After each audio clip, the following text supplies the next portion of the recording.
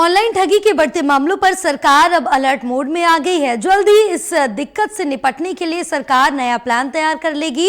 ऐसे में अगर कोई व्यक्ति साइबर स्कैम का शिकार होता है और स्कैमर उसके पैसे लूट लेते हैं तो सरकार विक्टिम के पैसे वापस दिलाएगी। साइबर क्राइम के मामले लगातार बढ़ रहे हैं और ऐसे में भारत सरकार साइबर फ्रॉड के मामलों पर लगाम कसने के लिए कई जो नई गाइडलाइंस है तैयार करने वाली, और ऐसे में ऑनलाइन ठगी के शिकार हुए लोगों को उनके पैसे दिलवाने की कोशिश भी की जाएगी। नई गाइडलाइंस आने के बाद पैसों के लेन देन से जुड़े ऑनलाइन मसले आसानी से सुलझाए जा सकेंगे और इसके लिए जल्दी एसओपी यानी कि स्टैंडर्ड ऑपरेटिंग प्रोसीजर जारी हो सकती है, जिसे बैंक और फाइनेंशियल इंस्टीट्यूट जारी करेगा।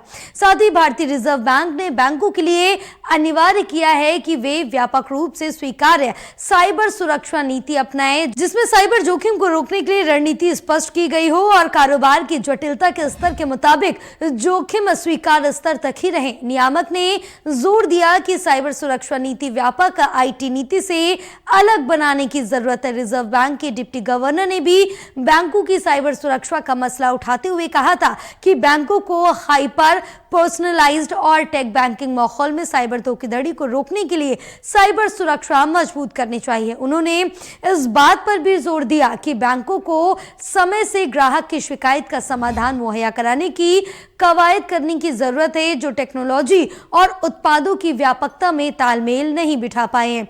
रिजर्व बैंक ने कहा था कि इस तरह के व्यवधान से ग्राहकों को और कारोबारियों को अपना धन पाने या सामान्य वित्तीय गतिविधियां संचालित करने में कठिनाई हो सकती है और बैंकिंग व्यवस्था से भरोसा भी उठ सकता है।